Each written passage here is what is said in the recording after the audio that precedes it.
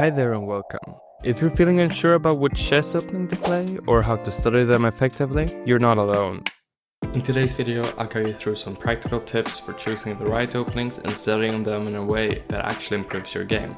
First things first, let's talk about a big mistake many players make when studying openings. You might think the key to success is memorizing move sequences, but here's the truth. Memorization only gets you so far. To really succeed, you need to understand the ideas behind the moves. Every move in an opening has a purpose. Ask yourself questions like, why is this move being played? Does it control the center? Does it develop a piece or improve king safety? As soon as you understand the why, then you're prepared to handle deviations from the lines you already know or things you've memorized. One of the best ways to absorb opening principles is by studying model games. Watching how strong players handle your chosen openings lets you internalize recurring ideas and piece maneuvers.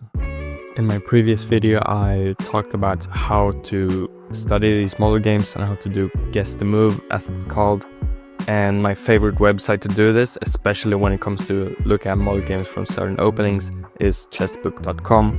It's basically a website where you put in your opening repertoire as PGNs, and then it chooses model games from that specific opening. Now, let's talk about practice. The more you play your chosen openings, the better you'll understand the typical structures and plans. Reflect on the positions you reach after the opening phase and analyze how they evolve in your games. If you struggle to consistently reach your chosen openings, consider practicing different setups using tools that let you control the opening phase. One tool that you can use is Noctie AI. It's basically an AI that plays like a human, and you can decide what opening to play against it, and it gives you some nice feedback while also giving you an estimated feeder rating, which is really cool if you're not rated yet. So it will be something like this, and as you can see, I can play against this AI and choose the difficulty. It also adapts to your strength. So that's pretty cool, and then it can help you analyze your games and look at what mistakes you've done and what you played good, etc. Now that you know how to study, let's talk about which openings to choose. If you're a beginner or intermediate player, the objective evaluation of an opening isn't particularly important. What matters more is finding openings that help you grow as a player.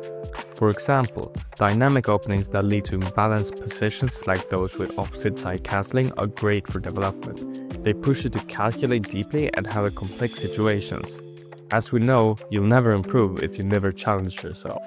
Therefore, you should also try to avoid overly symmetrical positions, since they're not as challenging and can, therefore slow down your improvement.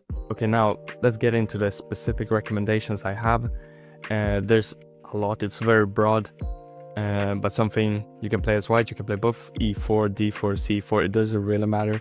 What matters most is that you don't play these boring symmetrical lines, as I just mentioned, like the 4-knight Scotch or the 4-knight Spanish. If you're gonna play the Scotch, at least play the normal Scotch. You can probably also play the Scotch Gambit, it's quite interesting. But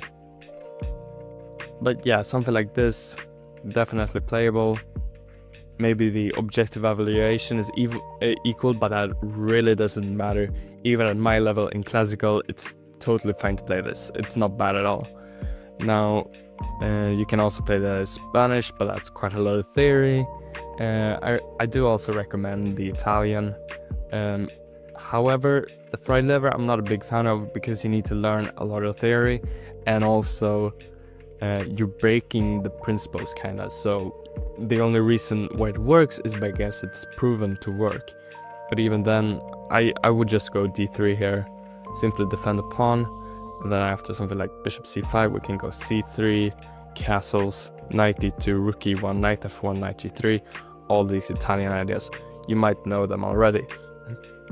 But you can also play d4, and then you can play something like the Catalan is interesting. You can play something like the Horowitz, so this bishop g5, queen's gambit, and then you can play, all sorts of things. I wouldn't recommend playing the exchange Slav though, because this is really boring stuff.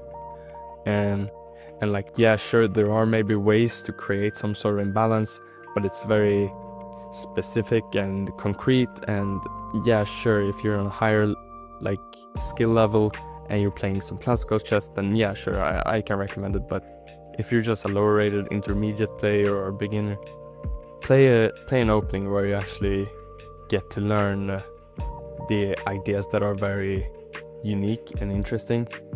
I mean, okay, sure, on a beginner level, maybe it doesn't matter that much, but if you're intermediate, it's especially useful. And then you can play something like c4 as well. Just make sure not to play too symmetrical against this as well. Like, you don't want something like this going on. It's gonna be very boring. Another thing I would like to mention is that playing something like the London is totally fine. People think that's a boring opening, but that's not really true. The thing is that the London is a systematic opening. You can play the same thing against in it all the time, like e3, c3, knight f3, bishop d3, knight e2. But that doesn't mean it's symmetrical and balanced. Like, it can still be imbalances. You can attack on the king side, the queen side. You can exchange in the middle. Like, it really varies. So it's definitely an opening I could recommend. Even the Jabov London is interesting with some trick ideas. It's not the best opening objectively, but as I said, it doesn't matter. And then as black, I can recommend a lot of things. Against e4, I could recommend the... I like to play the accelerated dragon actually quite a lot as black when I was younger. Also, the normal dragon is very interesting. You can check that out, but you need to know quite a lot of theory, because, okay, not a lot, but the basic theory, so you don't get checkmated immediately. I could also recommend the Caro-Kann. It's quite interesting as well. It's not a boring opening. Like, people say on a higher level, yeah, maybe it's a bit boring. But it's definitely causing imbalances, like this classical line, you know, we have double pawns, but we have the open e-file and small things like that, and it can be definitely a learning experience. And against d4, I mean, you could play the King's Indian, maybe not the most principled approach, but it's definitely playable, and you're gonna learn a lot by attacking on the king's side and seeing this king side attack versus queen side attack, etc. You learn a lot from that. I maybe wouldn't recommend playing the Greenfeld because it's very modern, like computerish. It doesn't follow the traditional principles, and you need to learn the principles before you actually break them. So if you're on a lower level, maybe not.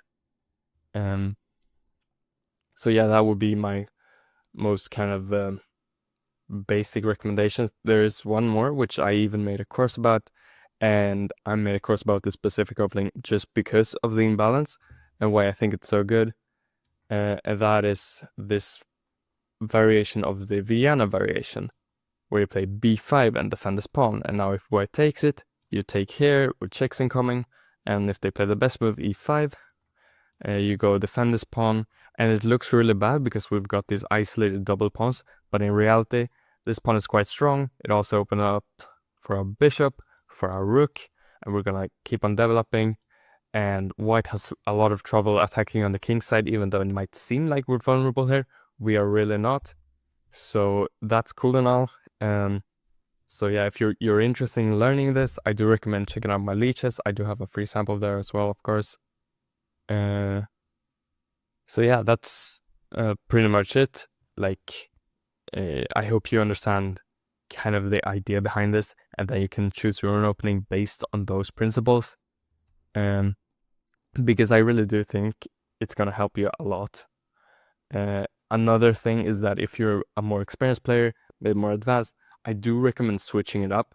Like, if you're an e4 player like all your life, try playing d4. It's not gonna be that big of a change. Like, it's gonna help you a lot to understand different types of structures, and I think that might be a big step in your career. So yeah, I hope you like that. So thanks so much for watching.